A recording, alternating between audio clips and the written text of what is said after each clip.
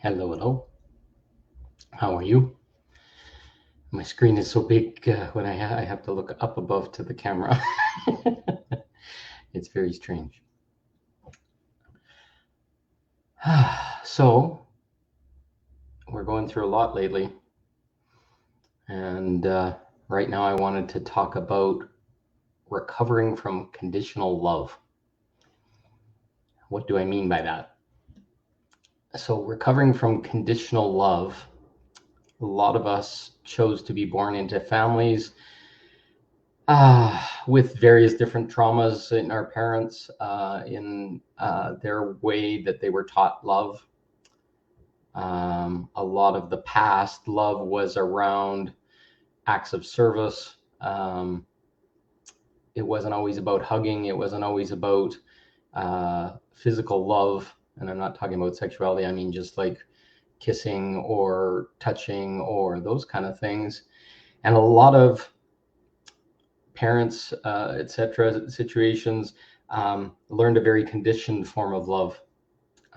Let's look at things like, okay, as you're growing up as a child, your parents are knowing best for you, so they're trying to protect you, so they'll slap your hand when you go and touch something that might break, or if you go near the stairs, or you go to touch the stove. And that was deemed as an act of love, but it was actually also an act of what felt like a jarring violence to us as a child. We're a little innocent, and all of a sudden we're feeling pain. We're feeling no. We're feeling rejection to our freedom. And that begins to condition us. And a lot of our parents' age, this is how you taught your children, right? You gave them a spank, or you gave them a swat, or the teacher hit them with the yardstick if they were being bad, or those kind of things. And those things are no longer permitted, but we grew up with these things. And then we're trying to be that same thing in the world to our children, but we're also at the same time looking at the traumas we experienced, or the conditioning that we get experienced. And that's where the conditioned love starts to take form. So conditioned love kind of puts a bit of a cage on how we can feel loved, and how we what our freedoms are, etc. And it started at childhood. It's supposed to be protecting the child and keeping the child so he has rules and boundaries and other things. But those rules and boundaries don't stop as soon as we become an adult. They stick in us. Even simple things. So once we know how childhood development works, all the way up to the age of 8, we as a child have to just absorb everything like a sponge.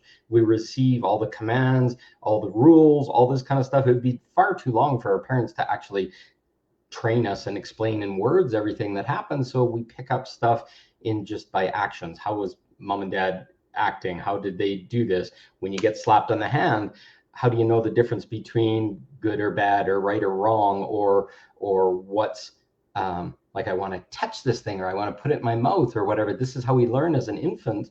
And then our parents are saying, no, you can't do that. It's them giving love, but it's also reinforcing with negative. So pain, or no, or these kind of things. And they get stuck in our nervous system. They get stuck in us. And then we start to have to comply with these things to feel love.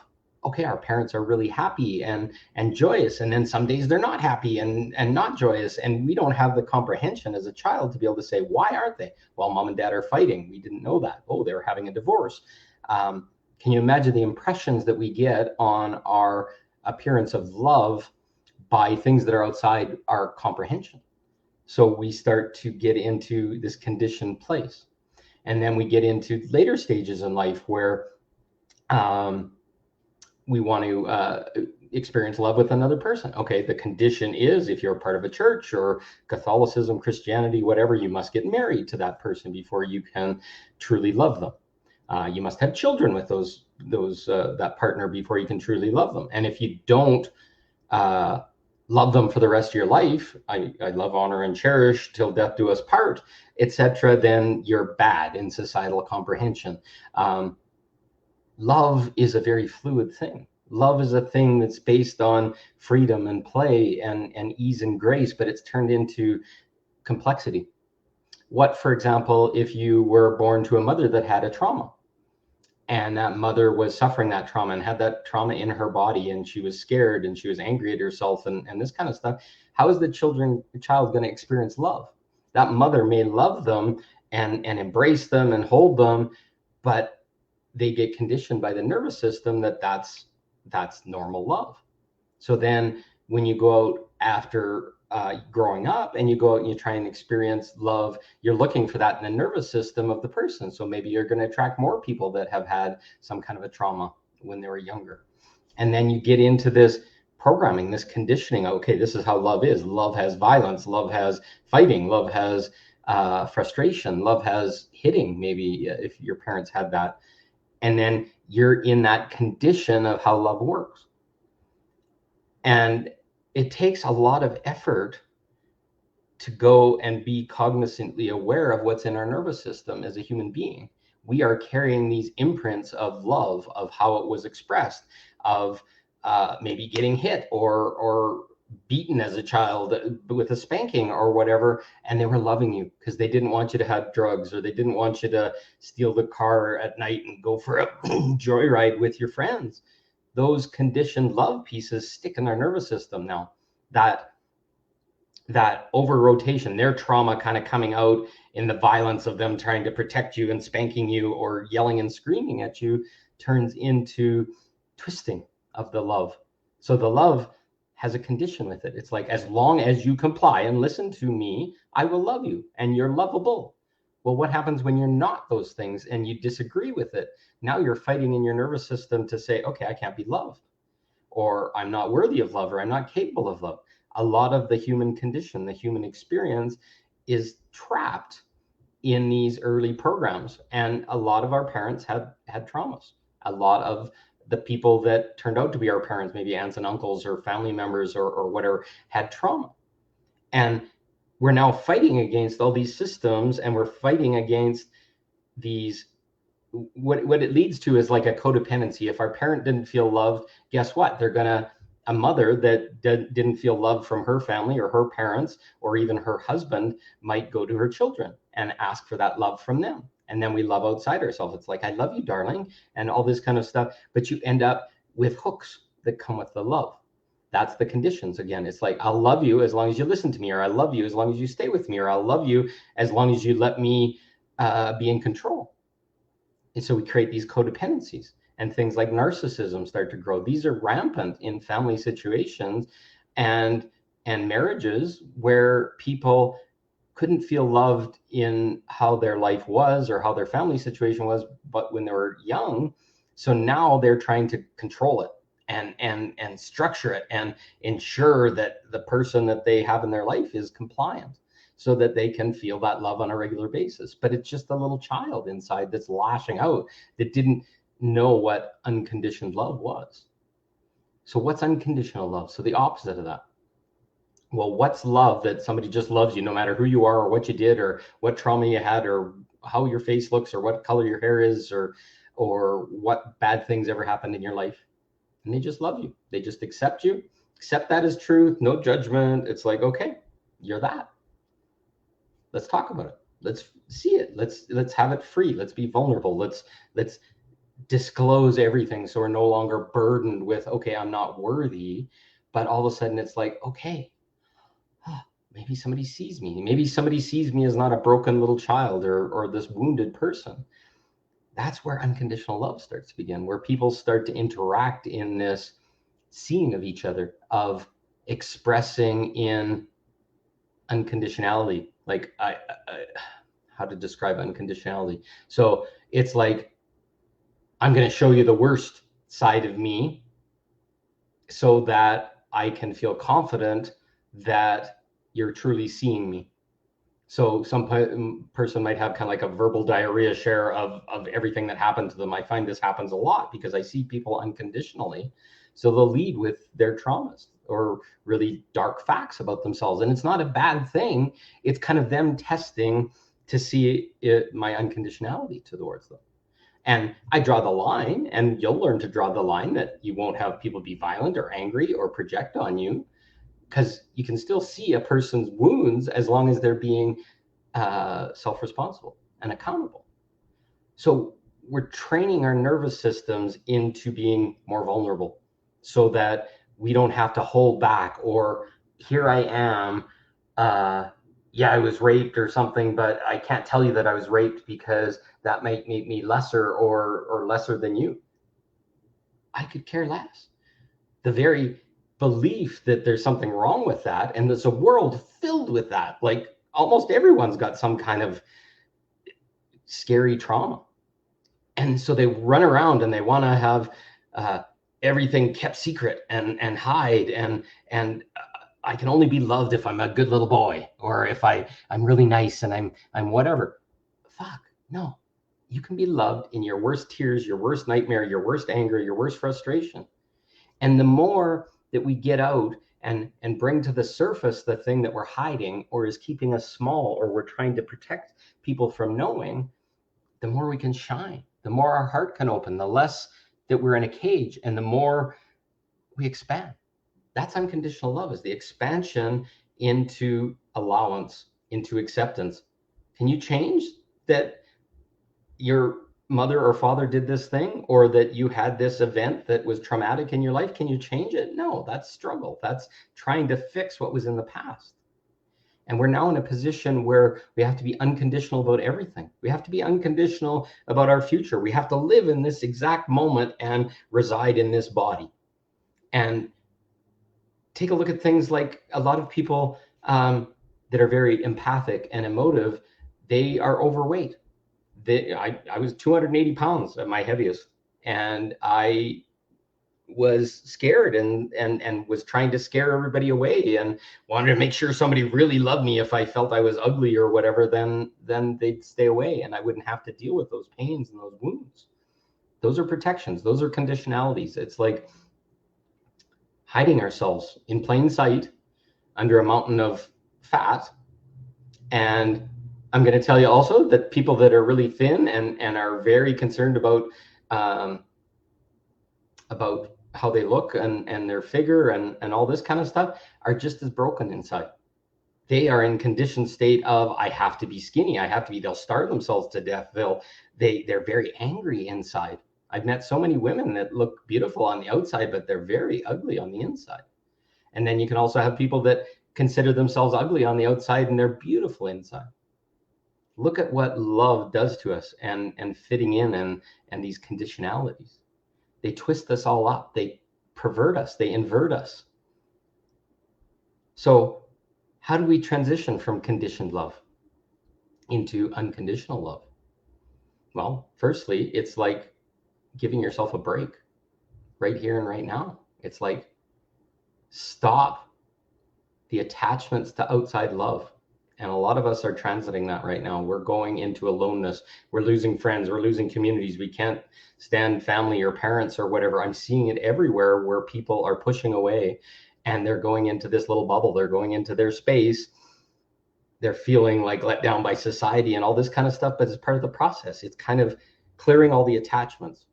If you set really strong boundaries and it scares somebody away, well, more than likely it was a good thing.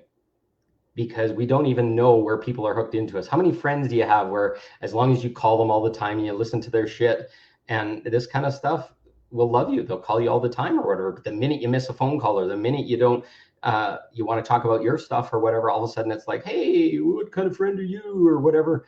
These are the people that are the takers. These are the people that are living outside and they've perfected receiving from givers.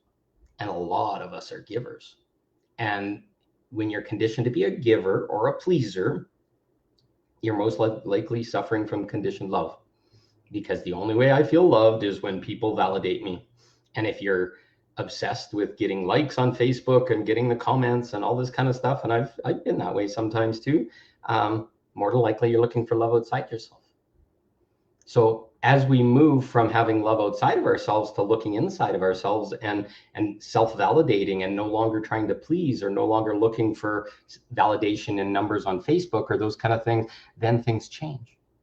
We start to give appreciation to ourselves. We change our self-talk. We start to say, hey, I love you. I wake up every morning, I'm like, I love you, Paul. And before I go to bed, I love you, Paul.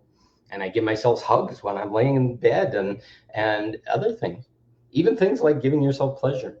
which some people look on negatively or whatever, is loving yourself, loving your body, giving yourself orgasm, giving yourself the beautiful brain chemistry that releases that come with self-pleasure. And then giving yourself the food you like and not beating yourself up by going on a diet and forcing yourself to eat shit you hate and all this kind of stuff. I've lived through all that.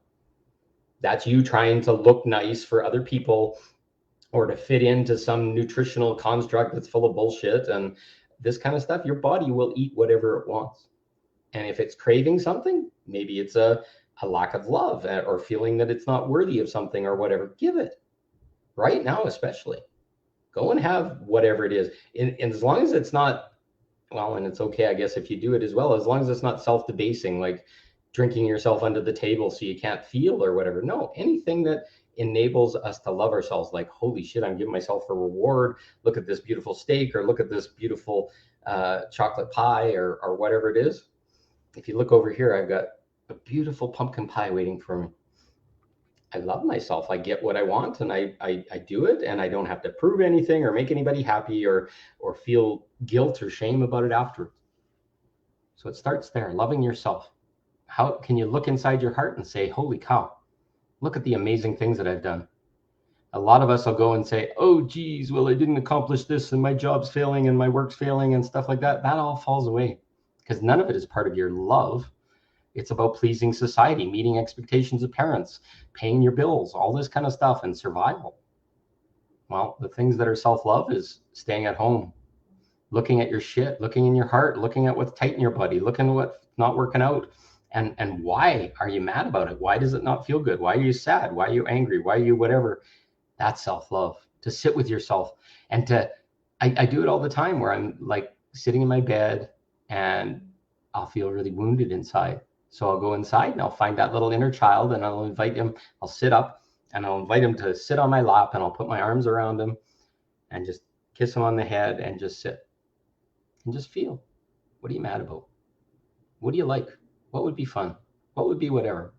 And building this conversation. And eventually a little voice will come back and it'll be like, oh, okay, I want this, or I want to go play, or I want to play with a girl, or I want to play with a friend, or whatever. These are all parts of us that are inside that have been told you're not worthy, or you're not capable of, or things like I said, having parents that mangled up your love because they were traumatized, and then all you're receiving and worthy of is the same, getting your parent again, which is just a response to trauma. So going inside and saying, hey, I'm worthy of better. And hey, I've met this person or whatever. And I want to explore again. I want to step out. I want to step out of being traumatized. I want to step out of trying to be validated, blah, blah, blah. And then start giving yourself unconditionality. So often we'll say, okay, I can have this pie as long as I go for a walk. Well, you're loving yourself with the pie, but it's got a hook on it. I got to go for a walk because I'm worried about my weight, or I need some exercise, or I shouldn't be having that pie or whatever. This is just a story that was taught to you in the past, and it's created conditions around you being happy or to getting what you want or being self-worthy. Everybody talks about encouraging self-worth and self-esteem and these kind of things. Well, that starts with you talking to you.